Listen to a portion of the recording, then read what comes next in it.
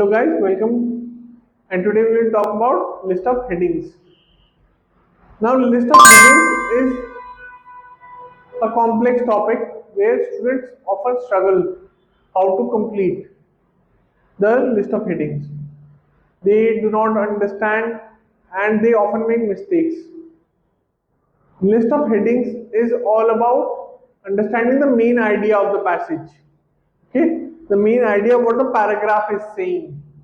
So if let's say you have a passage and the main heading is there, right? So that's the heading of the passage. Okay. For example, if a passage is talking about a boat, so the heading would be boat. Okay.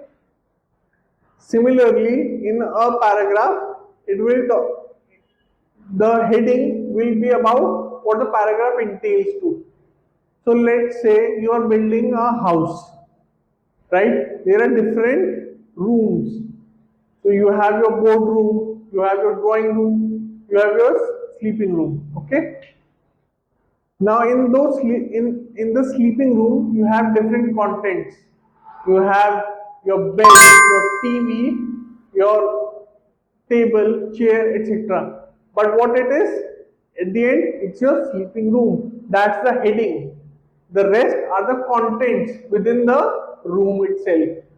So, in the passage is your house, the paragraph is your room, and the name of the room that is given is your sleeping room. Okay? Did you get it? Now let's talk about some of the tips that I have to finish list of headings or to complete the list of headings in a manner that you can get good scores. Firstly, read the first and second sentence of the paragraph. Read the first and second sentence of the paragraph.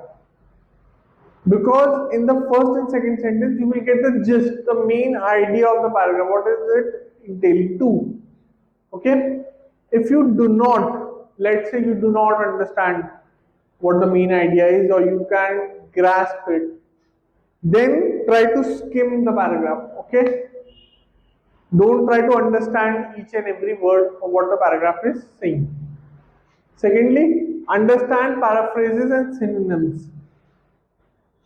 Understand synonyms. The heading might have different synonym than the paragraph.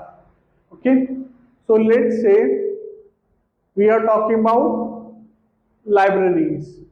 Okay, the heading has the word library, and in the paragraph you have a place where books are stored or where books can be, a place where various kind of books can be found. So that is basically synonym for a library. Okay, so understand the synonyms and paraphrasing as I have already explained before. Paraphrasing is just explaining in your language. Okay, paraphrasing is just explaining in your language. So let's say in the passage let's say there is a line which says sports are important. So how can I paraphrase it? Sports are essential. Okay, that's how we paraphrase it. Look out for dates and numbers. Now this is a bit uncommon, but you can have dates and numbers as well. So let's say in the heading you have 1869. You know the year 1869, and in the passage you also have the year 1869.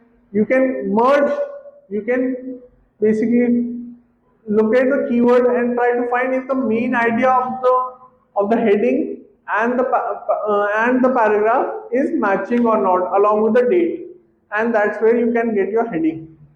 Again, on the fourth point, skim the passage. If this strategy is not working, if the first point is not working, skim the passage and try to find your heading. Fifth, eliminate any unrelated headings. Now, this is something that IELTS does a lot.